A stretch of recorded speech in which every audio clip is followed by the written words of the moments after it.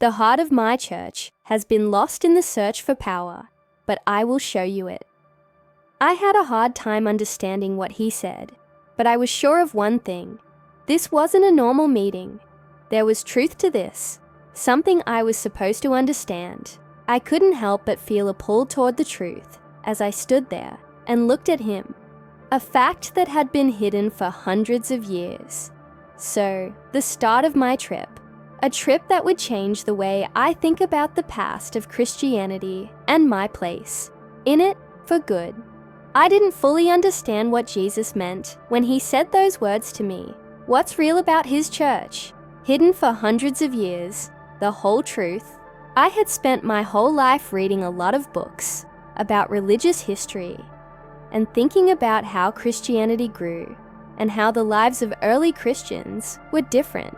There was a lot of doubt in my mind as I stood in front of Jesus. What did I forget? What did he mean to show me? He led me to a vision without saying a word. And all of a sudden, I wasn't standing in the peaceful place where I had met him for the first time. The world around me changed, and I found myself in a busy city that looked old but was full of life and energy. There were lots of people in the streets, both rich and poor. I saw both men and women walking together. Some were dressed in simple clothes, while others were dressed in a way that made them look powerful. Everywhere I looked, there was a sense of difference. Christ said, "This is where it all began, the beginning of my church." As he talked, the scene played out in front of my eyes like a movie, giving me glimpses of what life was like in those early Christian villages. The people were not strong or rich. They were regular people whose lives had been changed by Jesus' message. They loved each other and got together in homes and other quiet places. There wasn't a big church or any other tall buildings. They didn't have a fancy structure or a strong boss telling them what to do. They just did what Jesus told them to do. Serve those in need, love God, and love each other. See? He asked Jesus. Things are the way they should be. Power has never been important to the church. It was never about having power over people or making kingdoms. It was about friendship, love, and being humble. In front of me, I saw them eat together, help the sick, and comfort the sad. They didn't argue about doctrine or get into theological arguments. Instead, they lived out the teaching of Christ in the most basic way possible. This was so beautiful that it made me wonder how we got so far away from it. He went on to say that the church was meant to be a family, but it changed over time. As people tried to gain power, the message became less clear. I could feel the weight of what he said in my heart. I could remember how simple and pure things were back then, and how love was easily shared. It looked lovely. I had always thought that was what Christianity was like, but seeing it for myself and going through it made me understand how much had been lost. He showed me something else after that, a time in history when everything changed. I saw Constantine standing in a big palace with a group of leaders and generals around him. It was his time. From what I had learned, he wasn't a true Christian. As a leader, he saw Christianity as a way to bring his kingdom together under one flag and strengthen his power. It was always thought of as a miracle and a turning point in the history of the church when Constantine became a Christian. But the truth was a lot more murky. Jesus told him that Constantine didn't change his mind because he loved me. He thought that Christianity could help him keep people in line. He used the church to make his own power stronger. This was not the story. I had learned. I couldn't believe it. Hi, my name is Grace, and I'm a church history professor in Boston, Massachusetts. I'm 50 years old. Life for me had always been about numbers, reading, and giving talks. I loved the specifics, the times, the places, and the events that shaped how we thought about Christianity. but all the studying I did over the years didn't get me ready for the day when my faith turned everything I thought I knew on its head. Help me out by telling me where you are before we begin. Even though we're not together, it will be nice to feel closer. Don't forget to mark this story as liked and share your thoughts on what you thought about it. Let's talk about this in an honest way so we can all learn from each other. It was just another Tuesday. I had just finished giving a talk about the Council of Nicaea, Constantine, and Peter's role in the church in the early years of Christianity. I thought about how much I had learned over the years as I spoke. I looked at these topics from every angle, including how the choices made at the council affected history, how Constantine acted politically, and how Peter was said to have been a theological authority. But something felt different that morning. I felt like I was losing my identity at first, which was a strange and scary feeling. At first, I thought it was just being tired from working too much. After all, I had spent weeks getting ready for this talk and stayed up late the night before grade papers. Every time I tried to shake it off, it got stronger. My surroundings became less clear, and all of a sudden, I felt like I had no weight and was flying. All the books and whiteboards in the room around me seemed to disappear.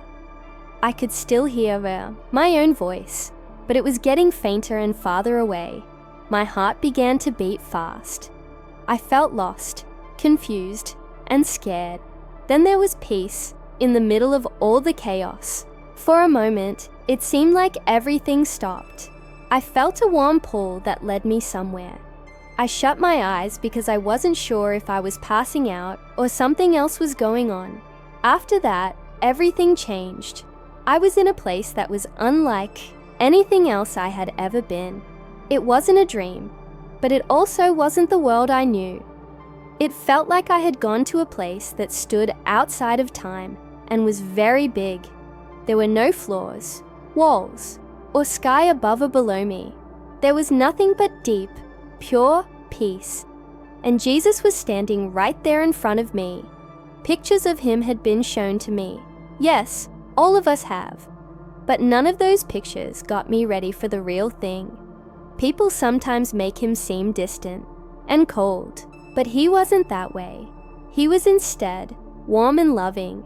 His presence was both soothing and intense, like being with the most loved person you can think of. Someone who knew everything about you and still loved you no matter what. Even though his face and eyes were soft and friendly, they seemed to understand me better than anyone else I had met. There wasn't an over-the-top halo or spiritual light around him, but he did have a radiant quality to him. His light wasn't harsh or overwhelming. It was soft and warm. My love felt like it was wrapping around me, making me feel small and loved all at the same time. He then spoke. "Grace," he said, and the peace in his voice made me feel like I could breathe again. "I'm here to tell you the truth about my church." I was shocked. My mind was going fast. What's real about his church? Why did he talk like that? Was this a dream? A dream. I tried to talk, but my voice was weak, and it felt like I didn't have any words that fit the weight of the situation. He spoke before I could answer. Things started to change around us. With a gentle wave of his hand, the world started to play out like a movie, showing me people, places, and events I had studied for years. From a completely different point of view, I could still feel his presence. That's when I realized it wasn't just a dream. There wasn't just a brief thought or moment here. This was a big surprise. What he said would change everything I thought I knew about history, Christianity, and my own faith. "Grace," he said over and over, his voice steady and clear. "You've learned a lot, but the whole truth has been kept from you. The great Emperor Constantine is said to have become a Christian and made Christianity the official faith of the Roman Empire. This was the person who changed a lot of what we now think of as Christian history. Jesus showed me, though, that Constantine's job wasn't about faith or dedication. It was about power, and he used religion as a political tool. My heart started to beat faster. I had learned about Christianity for years, but the church I went to was not the church of Jesus. The church was made by people, by kings and rulers, who wanted to be in charge and make an institution that they could use to their own benefit. The real church, the one Jesus showed me, was not at all like that. It was a church of love, faith, and service. It was a neighborhood where no one had power over anyone else. He then looked at me with eyes that were full of understanding. He told Grace in a soft voice that the truth has always been there, but it has been twisted, hidden, and hard to see. Now is the time for you to really see it. There was something reassuring about his presence around me, like he knew how heavy the news I was carrying was. I saw that this was only the start. There was a lot more to learn and understand. The history I had learned and the church I knew were only parts of the story, and the truth, Jesus' truth, was much stronger and more extreme than I thought it would be. What Jesus then showed me about Christianity changed everything I thought I knew. For a long time, I thought the Council of Nicaea in 325 AD was one of the most important events in church history. I learned that it was the time when the church made its teachings more firm, when the nature of Christ was made clear, and when the basis of Christian religion was set. But as Jesus led me through this part of history, I learned that what really happened was very different from what I had been told. All of a sudden, I wasn't with Jesus in the quiet, endless space. I was in the middle of a large hall full of guys dressed in fancy robes and other clothes. It was tense in the air, and I could feel the weight of the moment on my shoulders. I was there in person to see the Council of Nicaea, but this wasn't the holy and spiritual event I had thought it would be. It was something else. It looked like Constantine was speaking with power from the front of the room. No, he wasn't a devoted Christian. He was an emperor trying to bring his kingdom together. His eyes were cold and sharp. He was surrounded by bishops who were arguing and debating vehemently about what Jesus was like, what the Father's role was, and the lessons that would become the basis of Christian orthodoxy. Jesus whispered grace next to me in a soft voice. He was always there. Keep your eyes open, because this is not a council of faith, but a council of power. I saw the bishops argue about religious terms. I thought these men were honest Christians. It wasn't about how true Jesus' lessons were, or how he brought a message of love and humility to the world. Instead, it was about who would be able to say what kind of Christianity was right. Pride, ambition, and a need to be in charge of the church's direction were all present in the arguments. One bishop spoke up and strongly defended his view of what Christ is like, while another bishop questioned him. The choices that were being made were not based on faith, but on a desire to shape a doctrine that would support an empire. I could feel the tension in the room. What was important was not what Jesus taught, but what was politically correct. Jesus said in a low voice, "This council wasn't about the truth of my word. It was about setting up power." Constantine wanted to bring the state together, and the church was the best way to do it. I was shocked. I had always heard that the Council of Nicaea was meant to keep the church united by settling religious disagreements that could have caused the early Christians to split up. But what I saw in that hall wasn't togetherness. It was abuse. The arguments weren't so much about spiritual truth as they were about who would be in charge. Constantine called the priests together not to protect the purity of Christ's teachings, but to make sure the church supported his political goals.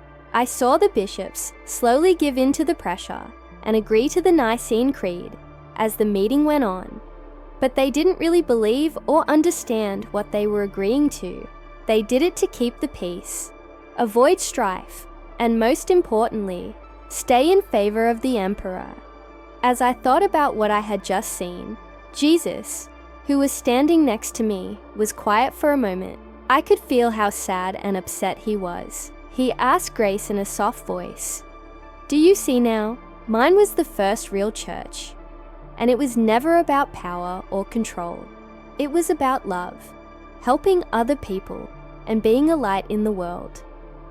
I saw that the church that came out of this meeting was not like that when I looked around the room at the men who had met at Nicaea. It was a church with rules, organizations, and a hierarchy. In the long run, the church would care more about power than following Christ's model of being humble. The truth was hard to hear. The kind of Christianity I had learned about and always admired was not what Jesus had in mind for the church.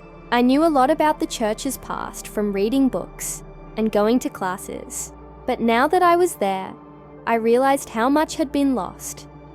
Jesus put his hand on my shoulder to make me feel better. He said in a soft voice, "Grace, the truth about my church is easy to say. It has to do with love, kindness, and helping other people. What men have done, though, is twist it, build structures on top of it, and make it into something it was never meant to be." Deep down, I could feel how heavy his words were. It was not the church Jesus had planned. It was not the church I knew and taught others for years. In the quest for power and control, it had lost the simplicity, love, and respect that should have made it what it was. As the council's vision started to fade, I felt both sad and like I had a purpose in life. For a long time, the truth had been kept secret, but now I could see it more clearly than ever. I knew that my journey was not over yet. There was a lot more to learn and understand. I was shocked by how much I had learned in those first moments with Jesus. He didn't stop there, though. I had learned a lot about Peter the follower, who was said to be the first pope of the Catholic Church. He took me further and showed me the truth about him. I had taught for years about Peter's place in the early church because I thought he was the most important person in the Christian hierarchy. Everything I thought I knew about Peter fell apart as Jesus showed me this next thing. We were back in Jerusalem, where the sights and sounds of the old city were all around us. People were walking through the market, vendors shouting about their goods, and kids were playing in the streets. The air was thick with the noise of daily life. He was right in the middle of it all. I thought he would stand out, but he didn't. He wasn't wearing fancy robes, sitting in a big building, or making rules. Even though he was just a normal man, he gave off an obvious sense of something special. In a soft voice, Jesus told Grace, "Look at this." He then pointed to Peter. "This is the real Peter." As far as I know, Peter wasn't the Pope or the head of an organization. He was a poor fisherman whose life had been changed by Christ's love. The way Peter lived was shown to me by Jesus. He wasn't in charge of a kingdom, but he was helping other people. Jesus' love was being shared, not power or money. That's why he went from house to house. He didn't lead by force. Instead, he led by example. Peter's job was never to rule other people.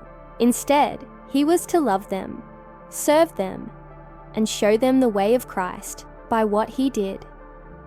I saw Peter help people who were sick, feed the hungry, and comfort the sad. He did these things without a title. The things he did spoke louder than anything he said or did. In his idea for the church, Jesus didn't want to build a hierarchical organization. There was a group of believers there, and everyone was equal in God's eyes, no matter what their job was. "Grace, can you see now?" he asked in a soft voice. For Peter, his job was never meant to give him power. He was meant to serve, just like I did.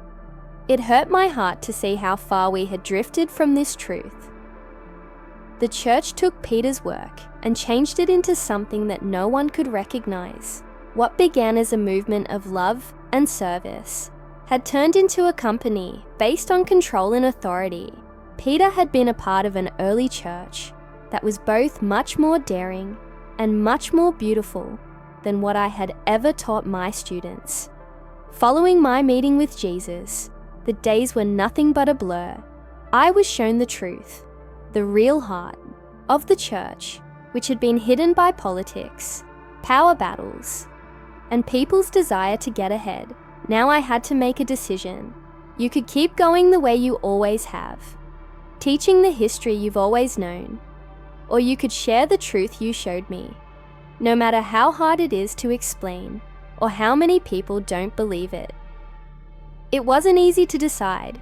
For years, my job was based on what I had learned in school, and from reading about history, I had given talks about how Christianity spread, what part Constantine played, and the center that became the church.